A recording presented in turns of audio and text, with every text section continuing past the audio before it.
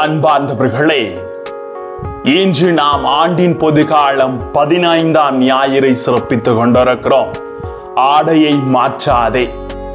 Don't change your dress. எனது ட்ரெஸ்ஸை மாற்றக்கூடாதா அப்படின்ற ஒரு வார்த்தை உங்கள் உள்ளத்தை பலவிதமான கேள்விகளுக்கு தூண்டுகோலாக இருக்கலாம். இது தாங்க யதார்த்த உண்மையாக இருக்கிறது. ஒரு தூய்மையான வாழ்வு வாழவும் நமது கடமைகளை அறிந்து கொள்ளவும் இன்றைய ஞாயிறு வழிபாடு சிந்திக்க அழைப்பு விடுக்கிறது. Don't change your dress. வாங்க வார்த்தையோடு ஒரு பயணம் செய்து இது உண்மையை முழுமையாக நாம் அறிந்து கொள்ளுவோம். Praise the Lord. இயேசுவுக்கே புகழ், இயேசுவுக்கே நன்றி. இறைவனின் அருட்கரமும் இறையாசீரும் உங்களோடும் உங்கள் குடும்பங்களோடும் முழுமையாக தங்கிட உங்களை நான் வாழ்த்துகிறேன். அன்புள்ளம் கொண்டவர்களே, தூய்மையான வாழ்வுக்கு இறைவன் இன்று நம்மை அழைக்கின்றார். இன்றைய 3 வாசகங்களும் கடவுளின் உண்மையான அழைப்பை நமக்கு உணர்த்துகிறது. ஆடையை மாற்றாதே. Don't change your dress. யதார்த்தமா இதை லிட்டரலா இன்னைக்கு நாம இதோட மீனிங் எடுத்துக்கிட்டோம்னா, நம்மை சுற்றி இருப்பவர்களுக்காகவும் நமது உடல் நலத்திற்காகவும் தினமும் நம்மை தூய்மை செய்து நமது ஆடையை மாற்றிக் கொள்கிறோம். ஆனால் அந்த ஆடைக்கு மேலாக இறைவனால் நமக்கு கடமை என்ற ஒரு ஆடை இருக்கிறது. அந்த ஆடையை தான் மாற்ற வேண்டாம், அந்த ஆடைக்கான தூய்மையை இழந்து விடாதீர்கள் என்று இன்றைய நற்செய்தியும் 2 வாசகங்களும் நமக்கு முற்றிலுமாக சிந்திக்க அழைப்பு விடுக்கிறது. அன்பார்ந்தவர்களே, முதல் வாசகத்திலே ஆமோஸ் கடவுள் தன்னை அழைத்ததை குறித்து மக்களிடத்திலே முழுமையாக எடுத்துக் கூறுகிறார். 2ஆம் வாசகத்தில் நாம் கிறிஸ்து வழியாக தேர்ந்தெடுக்கப்பட்டுள்ளோம் என்ற உணர்வு இங்கு உணர்த்தப்படுகிறது. நாம் தூயோராகவும் மாசற்றோராகவும் தம் திருமுன் விளங்கும்படி கடவுள் நம்மை கிறிஸ்து வழியாக தேர்ந்தெடுத்திருக்கிறார் என்று பவுலடியார் தெள்ளத் தெளிவாக கூறுகிறார்.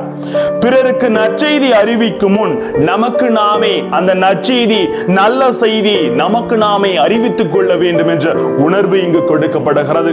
பிறருக்கு நற்செய்தி அறிவிக்கும் கருவியாக மாற்றும் முன் எசையா நெருப்பினால் தூய்மையாக்கப்படுகிறார் என்பதை எசையா புத்தகம் 6:6 சொல்லப்படுகிறது. எரேமியாவும் இறைவனால் தொடப்பட்டு தூய்மையாக்கப்பட்டு இருக்கிறார் என்று எரேமியா புத்தகம் 1:9 நமக்கு தெளிவு காட்டுகிறது.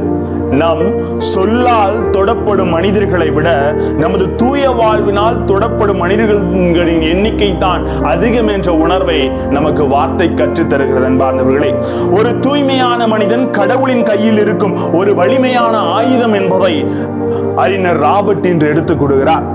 ஒரு நாள் புனித அன்னை தெரசாவிடம் அவர் மரண படுக்கையில் இருக்கின்ற பொழுது ஒரு பத்திரிகையாளர், வாழும் புனிதர் என்று உங்களை சொல்லுகிறார்களே, இந்த உணர்வு உங்களுக்கு எதை உணர்த்துகிறது என்று சொன்ன பொழுது அன்னை அழகாக கூறினார்களாம், புனிதமான வாழ்வு என்பது ஒரு சிலருக்கு கொடுக்கப்பட்ட ஆடம்பரம் அல்ல, மாறாக ஒவ்வொருவருக்கும்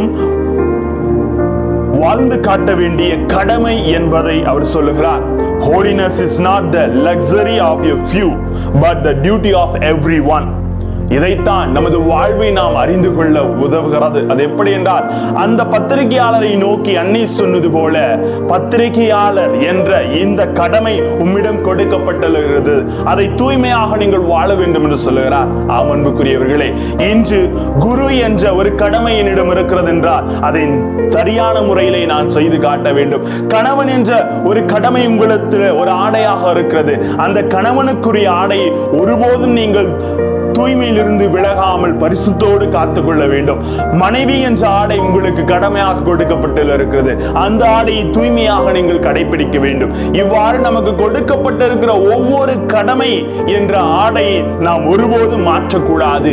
அது நிலைத்திருந்து தூய்மையாகவும் நேர்மையாகவும் ஒரு துறவு மேற்கொள்வது போல நாம் செயலாக்கம் கொடுக்க வேண்டும் என்பதை தான் நற்செய்தி நமக்கு விளக்கமாக தருகிறது. அன்பார்ந்தவர்களே, சுயநலமுடைய எவரும் ஒருபோதும் துறவியாக முடியாது என்பது போல தியாகமே துறவரத்தின் அஸ்திவாரம் என்பார்கள். அடுத்தவர்களுக்கு தன்னையும் தன் வாழ்வையும் இழப்பவர்கள் மட்டுமே துறவரத்திற்கு தகுதியானவர்கள். இதுதான் இந்த கடமை என்ற ஆடையை உணர்த்துகிறது. இந்த கடமை என்ற ஆடையை ஒருபோது நீங்கள் மறந்து விடாதீர்கள்.